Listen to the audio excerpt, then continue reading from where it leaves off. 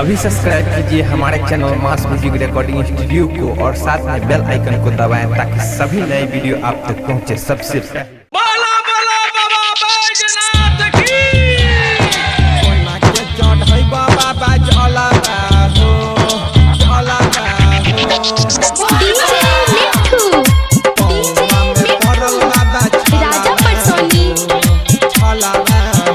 Recording by Mass Music Madhubani. बोला देवघर वाले बाबा की। कोना के चढ़ई बाबा जलावा हो, पौआ में पड़ल बाबा छलवा हो, पौआ में पड़ल बाबा छलावा हो बाबा। कोना के चढ़ई बाबा जलावा हो, पौआ में पड़ल बाबा छलवा हो। अखियां बरसै छै नरसला तरसै छै, एबै बाबा हमहू हर सालाबा हो। कोना के चढ़ई बाबा जलावा हो, पौआ में पड़ल बाबा छलवा हो।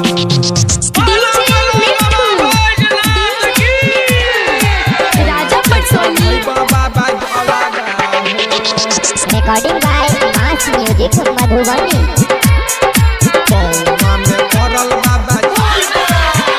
हाँ फसल मजा धारा बाबा तोहरे पास हो, धरब तू हाथा बाबा इहे विश्वास हो।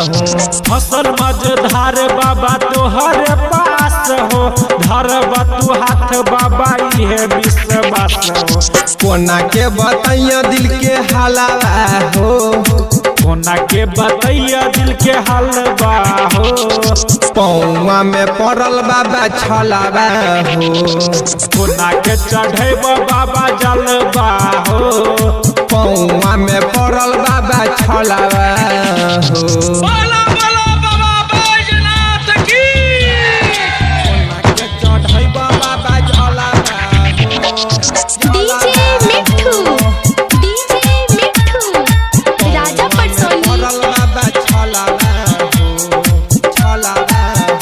Recording by Mass Music Madhubani. हाँ कन कन में तू ही बसल बाबा देखो चीर के, करबै हम लके कथी माटी के शरीर के। कन कन में तू ही बसल बाबा देख चीर के, करबै हम लके कथी माटी के शरीर के। अजय राहुल कैन के कहै हालावा हो, सुनिला केला तोरे चलबा हो। पौआ में पड़ल बाबा छलावा हो, कोना के चढ़ेबै बाबा जलवा हो। पौआ में पड़ल बाबा छलावा। मास म्यूजिक रिकॉर्डिंग स्टूडियो मधुबनी।